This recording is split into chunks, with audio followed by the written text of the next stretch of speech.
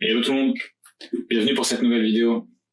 Alors peut-être que dans la vidéo précédente, vous vous êtes demandé pourquoi on fait un joint filasse et pourquoi on fait pas un joint fibre. Par exemple, pour fixer les deux parties du robinet. Dans quelle situation je vais utiliser un joint fibre et dans quelle situation je vais utiliser un joint filasse. Enfin, tout ça, c'est des bonnes questions, des questions qu'on se pose tous, qu'on soit du métier ou pas. Lorsqu'on essaye de savoir davantage, le sujet est tellement vaste, Internet est tellement grand, que c'est pas évident de trouver la bonne réponse. Alors, ce qu'on va faire ensemble, c'est qu'on va regarder pourquoi on utilise dans certaines situations un joint fibre et pourquoi dans une autre situation on utilise un joint filasse. Comme ça, on va regarder tout ça ensemble et j'espère qu'à la fin de la vidéo, ça sera peut-être un peu plus clair pour ceux qui la regarderont. Merci encore de regarder ces vidéos. Merci beaucoup, ça me soutient. Alors, c'est qu'une petite chaîne, j'essaie de montrer quelques astuces sur la plomberie pour partager cela avec d'autres, essayer de montrer aussi un petit peu mes connaissances, mes compétences, etc. En attendant, on va regarder ensemble pourquoi on fait un joint filasse ou pourquoi on fait un joint fibre. Alors ici, on a différents joints. Tout ce qu'il faut pour faire un joint filasse, et ici des joints fibres qu'on utilise sur les portées de différents raccords, par exemple des raccords en laiton. Donc comme vous voyez dans la boîte, différents diamètres qui correspondent au diamètre des tuyaux pour lesquels on en a besoin. La question c'est pourquoi j'utilise des fois pâte à joint avec la filasse et pourquoi des fois le joint fibre. Pourquoi est-ce que je peux pas prendre que la filasse ou que les joints fibres? Ça, c'est une vraie question qui, je pense, intéresse beaucoup de monde. Alors, dans la vidéo précédente, je vous avais dit que on fait des joints filasse quand, par exemple, on a deux parties fixes entre deux raccords, par exemple. Et là, devant vous, vous avez l'exemple parfait.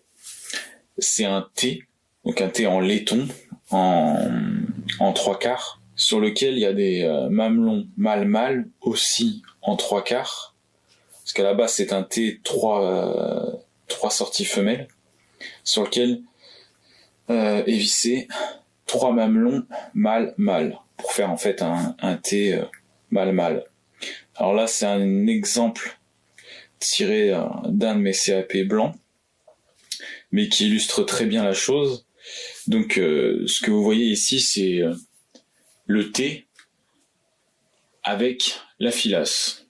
Donc ici, pourquoi est-ce qu'on utilise la filasse et non pas des joints fibres? Parce que les mamelons sont fixes par rapport au T.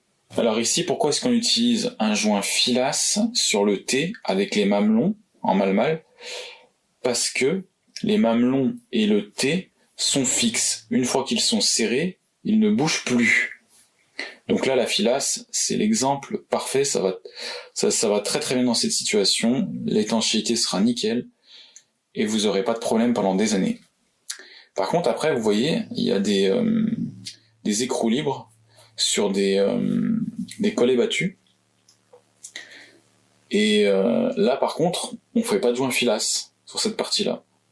Sur chacun d'eux, il va y avoir un joint fibre. De l'autre côté du mamelon mâle-mâle, on voit qu'il y a un collet battu, donc on voit bien l'écrou libre qui est dépendant du tuyau en cuivre. Là, sur la portée de l'écrou libre, on vient mettre un joint fibre correspondant, donc ici du 3/4, et on vient serrer, et l'étanchéité est faite. Donc là, ça montre bien où est-ce qu'on utilise un joint filasse, partie fixe, et où est-ce qu'on utilise un joint fibre lorsque par exemple l'écrou est libre. Donc sur ce type de raccord, écrou libre avec collet battu, on met toujours un joint fibre rouge comme ça. Ces joints, ils vont jusqu'à 70 degrés, les joints fibres rouges comme ça que vous trouvez dans le commerce un peu partout. Mais au-delà de 70 degrés, il faut mettre des joints CSC, caoutchouc synthétique cellulose. Je mettrai une photo sur la vidéo pour vous montrer ce que c'est. C'est des joints qui vont jusqu'à 120 degrés pour des eaux très chaudes. Mais généralement, ceux-là font très bien l'affaire, puisque à la sortie du ballon d'eau chaude, on n'est jamais à plus de 70 degrés. Alors dans l'exemple que je vous montre ici, ça illustre très bien pourquoi ici on met un joint filasse et pourquoi ici on met un joint fibre. Alors pour simplifier les choses, ici c'est un vieux raccord en PER de diamètre 15 en 20-21, mais qui est en écrou fixe. Mais on va dire que pour la vidéo c'est un écrou libre, ça expliquera mieux les choses. Donc en fait quand je le démonte, on voit bien à l'intérieur, on a notre joint fibre rouge correspondant. Donc, je le pose ici. Là, on a une vanne en 20-21, femelle, mâle. Mais après, ça pourrait être mâle, peu importe la situation. Mais ça va expliquer un truc important. Ici, on imagine, on a un tuyau comme ça, une arrivée d'eau, qui est fixé sur un mur avec des colliers. Et on met une vanne pour pouvoir après séparer le reste qui vient par la suite ici là du réseau précédent. Comme ça, je peux couper. Là c'est ouvert. Là je coupe. Ça me permet après par exemple de travailler sur la partie de droite indépendamment de ce qui se passe à gauche. Par exemple ça peut être une sortie de nourrice ou quelque chose comme ça. Donc ici il y a un joint filasse. Parce qu'ici on est sur un mamelon brasé sur le tube en 14 mâle en 15-21. Et donc, ce mamelon, vu qu'il est brasé, et que c'est un mamelon mâle, il est fixe. C'est-à-dire qu'une fois qu'il est brasé, il bouge plus. Et ici, on est sur une vanne qui, de ce côté, est en femelle, en 15-21. Donc, on vient le serrer. L'avantage de la filasse, comme je l'avais dit dans la vidéo précédente, c'est qu'on peut aligner quasiment là où on veut la tête de la vanne pour que celle-ci puisse être facilement manipulable par la suite. Donc là, on peut s'imaginer que derrière l'étau, on a le mur, illustré par ma main. Donc je vais faire en sorte que ma vanne soit le plus, on va dire, parallèle au mur. Par exemple, comme ça. Bon là, dans l'exemple, je bouge l'étau. Mais en vrai, on serre avec les clés et comme ça on vient l'aligner. Donc après moi, je viens avec le tuyau ici pour continuer, pour par exemple raccorder cette vanne à un appareil sanitaire. Le truc c'est que ici je suis obligé de venir avec un écrou libre parce que sinon je peux pas le serrer. Imaginez ici j'ai un tuyau avec un raccord fixe. Si je viens le serrer, je vais avoir un problème parce que mon tuyau étant par exemple fixe ici, je vais pas pouvoir le tourner. Ou ça va être très compliqué. Donc là je vais venir avec mon écrou libre. Et comme mon écrou libre il tourne, je peux le serrer. Jusqu'à le serrage qui permettra d'avoir l'étanchéité. Donc la vanne aussi c'est un bel exemple de pourquoi est-ce que d'un côté on met de la filasse et de l'autre côté on met une fibre.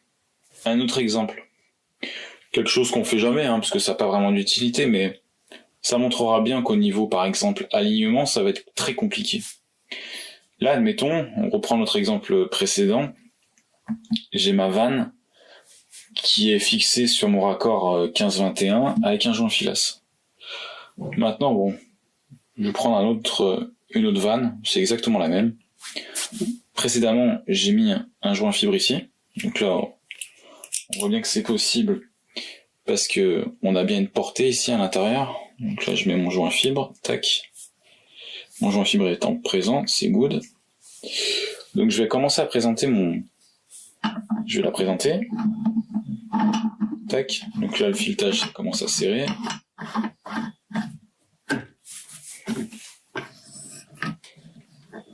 Et là, ça va déjà être compliqué. Bon, c'est pas le bon exemple. Les vannes, on n'en met jamais deux de suite, ça sert à rien. Surtout que là, en plus, les robinets se touchent. Donc, là, les têtes, elles se touchent, donc c'est pas bon du tout. Mais ce que je veux dire, c'est qu'une fois que c'est serré, vous avez vu l'alignement, il va pas du tout en fait. Donc forcément, c'est pas top. Si je fais une filasse, par contre, là, je vais pouvoir aligner parfaitement les têtes. Mais bon, comme je le disais, on met pas une vanne sur une vanne, et ça n'a aucun intérêt. Je vois pas pourquoi on couperait l'eau 2 fois, ça sert à rien. Alors maintenant, on va voir, par exemple là j'ai repris mon exemple avec le collet battu en 3/4 ou 20-27. Et donc, admettons que je vais brancher ce robinet de jardin dessus, qui est aussi en 20-27. Et là je me dis bah tiens, je vais faire de la filasse. Pour voir à peu près quand je veux regarder là où je veux le mettre. Donc, admettons là c'est bien, nickel. Alors là en fait, ce que je fais, entre guillemets pour mettre le robinet de puisage sur mon collet battu, vous allez voir, c'est pas ce qu'il faut faire. Donc voilà, j'ai mon robinet qui est prêt. Donc voilà, on est sur notre collet battu. Je viens présenter, je vais essayer de vous montrer ça correctement. Donc ici, ça.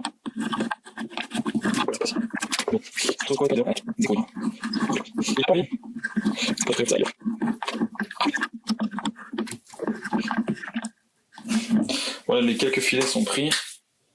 Je vais essayer de vous serrer tout ça. Et alors bien rigoler, parce que pour essayer de serrer ça, alors qu'à la base, il y a beaucoup de jeux, ça va être comique. Mais bon, on va y arriver.